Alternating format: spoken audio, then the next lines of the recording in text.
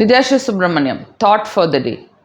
வாழ்க்கையில் நிறைய பேருக்கு சந்தோஷம் இருக்கா அப்படின்னு கேட்டால் 90% மக்கள் என்ன தெரியுமா சொல்லுவாங்க, வாழ்க்கையில் சந்தோஷமாகவே இல்லை, எங்களுக்கு ஒரே பிரச்சனையாகவே இருக்குது, தினம் தினம் ஒரு பிரச்சனையாக இருக்குது, ஒரு நாள் சந்தோஷமாக இருக்கேன், ஒரு நாள் சந்தோஷம் இல்லை, பெரும்பாலும் நான் சந்தோஷம் இல்லாமல் தான் இருக்கேன் அப்படின்னு சொல்லிகிட்டே இருப்பாங்க. ஆனால் அந்த 10% மக்களை கேட்டிங்கன்னா அவங்க நான் ஹாப்பியாக இருக்கேன், ரொம்ப நல்லா இருக்கேன் அப்படின்னு தான் சொல்லுவாங்க. ஆனால் நம்மளை சுற்றி இருக்கிறவங்க 10% மக்களா 90% மக்களா? ஸோ நம்மளை சுற்றி இருக்கிறவங்க எல்லாமே இந்த 90%த்தில் சந்தோஷமே இல்லாத மக்கள் தான் இருக்காங்க.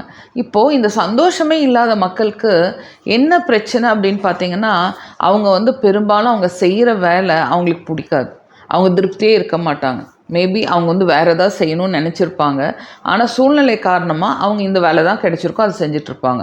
ஆனால் சூழ்நிலை காரணமாக இந்த வேலை கிடைச்சும் அவங்க திருப்தியே இல்லாமல் டெய்லி புலம்பிக்கிட்டு ஒரு ரொம்ப ஒரு கஷ்டத்துலேயே ஒரு சந்தோஷம் எல்லாமே பண்ணிகிட்டே இருப்பாங்க.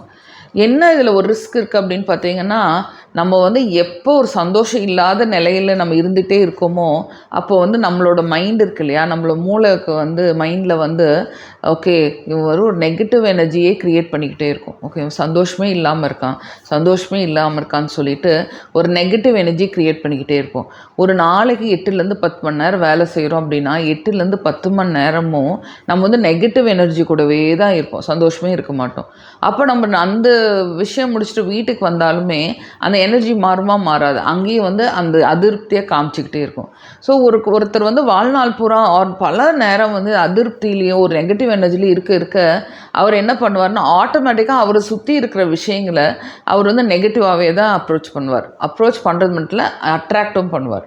இந்த நெகட்டிவாக பண்ண அவரை சுற்றி எந்த விஷயமே பார்த்திங்கன்னா சரியாகவே நடக்காது, அதிருப்தியாகவே இருக்கும். அவர் சொல்கிற மாதிரி இல்லை வாழ்க்கை அவ்வளோ ஒன்றும் சந்தோஷமாக இல்லை, நான் ஒரு நாள் சந்தோஷமாக இருக்கேன், ஒரு நாள் சந்தோஷமாக இல்லை, பட் பெரும்பாலும் நான் சந்தோஷமாக இல்லைன்னு தான் அவர் சொல்வார். ஏன் அப்படின்னா அவர் தெரியாமே அவரோட மைண்ட் நெகட்டிவான விஷயங்களை மட்டும்தான் அட்ராக்ட் பண்ணும்.